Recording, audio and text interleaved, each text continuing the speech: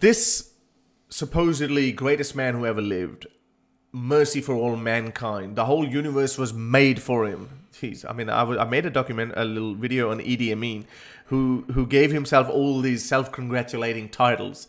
You know, Lord of the Fishes and all the beasts of the world, the conqueror of the British Empire, the greatest man who ever lived, blah, blah, blah. Those are the self-congratulating titles Idi Amin gave to himself. So Muhammad also gave himself all this credit. You know, like the universe was made for him.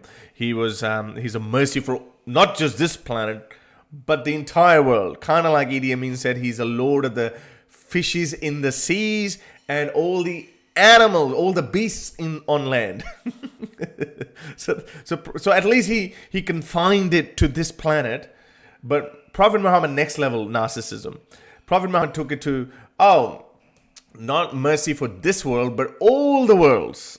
So that's Prophet Muhammad. So let's have a look. What was the character of this merciful man? So once this guy asked him, the Prophet was asked that, he was asked about the polytheists who are attacked at night and their women and children are killed.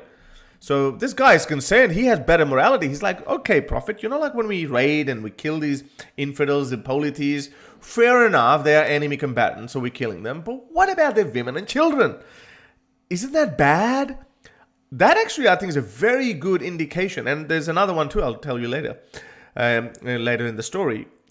That shows that those people who had adopted Islam, they had better morality. They were concerned. There are numerous times we've seen that people ask Muhammad that, isn't this wrong? And now in this day and age, we can tell, yes, it's definitely wrong. Muhammad is like, yeah, this is collateral damage. Whatever. They are from among them. Don't worry about them. It's okay. So that's why, how can Muslims today cry about collateral damage? Oh, look, United States, to kill one terrorist, they killed the entire family, which I agree. Collateral damage in an ideal world should never happen. And government should be very, very careful. And we've seen in those WikiLeaks videos that sometimes they're not really that careful. They just press the button. For them, it's just a drone footage. Just press the button. Yeah, 10 people dead. Who cares? So we know that that can happen. And we obviously can't support that. But we are logically consistent. We would say that don't do that to anyone. But these guys, look what your prophet is saying. Your prophet is saying, well, doesn't matter their children and their wives, their women and children. Kill them. It doesn't matter. Don't worry about it. That's the mercy for all mankind is saying. And that's just his general saying. But look how he applied that in practice. Those of you who don't know, I've said the story before. Nadir ibn Harith used to say that Prophet Muhammad tells stories that we've already heard, and I can tell these stories better than Muhammad. Muhammad said, how dare we kill him? He was killed. So there was another guy called Abu Afaq, and he was quite disheartened at this blatant murder of this poet, Nadir ibn Harith, just over a petty disagreement. So he wrote a poem. Look what he said. He said, long have I lived, but never have I seen an assembly or collection of people more faithful to their undertaking and their allies when called upon than the sons of Kayla when they assembled, men who overthrew mountains and never submitted. A rider who came to them split them in two. So he first started talking about the people, how brave and wonderful these people are in Arabia. But then a rider who came to them split them in two, permitted, forbidden, of all sort of things. So this guy came who divided them and said, okay, this is permitted, this is not permitted. Came up with his own moral code, which is talking about Muhammad. Had you believed in glory or kingship, you would have followed Tuba. So Tuba is some other guy who's a critic of Muhammad. So he's saying you should have followed him instead of Muhammad. So pretty harmless, isn't it? That's a very gentle diplomatic criticism of Muhammad. He's just saying that this guy just came and just divided you people, said this is right, this is wrong, and you shouldn't believe him. You should have followed this guy Tuba. Or Tuba's teaching. Guess what the mercy for all mankind said? The apostle said, who will deal with this rascal for me? Whereupon this guy Salim, these blind followers of Muhammad, Auf, one of the weepers, went forth and killed him. Just go and kill him, like he just said it. Just kill him. Just imagine this. It's like, if we had this moral guide today, there would be no opposition leaders. Everyone kill him. That's how brutal Muhammad was.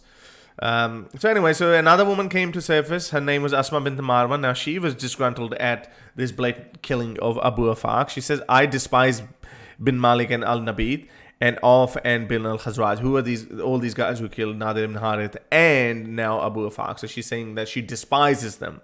So she gets a little bit more harsher. But so I think Muslims would be easier for Muslims to defend this murder, but not the previous two. So, because she, after these two murders of the famous poets, she says, you obey a stranger who is none of yours, one not of Murad or Madaji. So these are two different tribes. She's saying she doesn't even belong to any of these two tribes. So why do you listen to him? Do you expect good from him after the killing of your chiefs? Like a hungry man waiting for a cook's broth. Is there no man of pride who would attack him by surprise and cut off the hopes of those who expect aught from him? So, okay, so she's saying, just take care of him. And she's now saying it after the murder of two guys. Two of her guys. And some people would say, well, she's inciting to violence as well. Okay, after your prophet has murdered so many people. Anyway, so Prophet Muhammad again said, when the apostle heard what she had said, he said, who will rid me of Marwan's daughter? How dare she speak ill of me?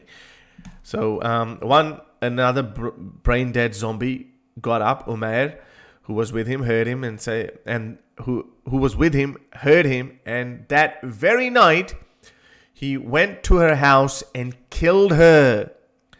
Now in the morning he came to the apostle and told him what he had done, and he said, you have helped God and his apostle, O Umar. Obviously now he's going to say, oh, you have wonderful job. Wonderful, wonderful. You've killed a helpless woman who used to criticize me. Well done, son. You have helped Allah. That's what Muhammad said. Allah, you have helped Allah. The creator of billions of galaxies could not strike her down with a bolt of lightning, but got him assassinated by this brain-dead zombie. So, but again, see how I told you that this other guy also asked, narrated by Ibn Abbas, that Prophet was asked what to do with women and children, and Prophet Muhammad said, yeah, just doesn't matter. Do them. Meaning that the person who's asking Muhammad is thinking, that's a bit wrong. Same guy, Umar, and a different guy, Umar, also asked the same question after he had blindly taken Muhammad's order and murdered this helpless woman. He said to Muhammad, he asked Muhammad, when he asked if he would have to bear any evil consequences of murdering a woman, the apostle said, 2 goats won't butt their heads about her. See, even this guy Umar, even after he's murdered her in his blind obedience to Muhammad, even he's thinking that, are there going to be any evil consequences? Because after all, I murdered. And there are other stories, it says that she actually had a child on her, and he removed the child and then stabbed her. It was said as though, like he did a favor, he didn't kill the baby, because he could have killed the baby as well. So that's the other, some other stories write that story down like that. So these people had better morality than Muhammad. That tells me better morality of the time. They are concerned about killing women and children. But Muhammad is like, they are one of them. They are infidels. Go kill them. So how do these people complain about collateral damage now when the shoe is in the other foot? So when they say, when these terrorists, Palestinian terrorists, when they hide in schools and hospitals, Israel doesn't care, and sometimes they bomb them, and I condemn that, and they kill women and children, and then they show the videos. They're like, oh, look, Israel have killed our women and children. Why? First of all, what are you doing hiding in schools and hospitals? Why are you using humans as human shield? And secondly, your own prophet supported that. Your prophet said they're one of them. Who cares? Just kill them. So that's just hypocrisy, and these people just don't know their own religion. So anyway, that's the character of Prophet Muhammad. To help me produce more videos like these, support me on Patreon or PayPal.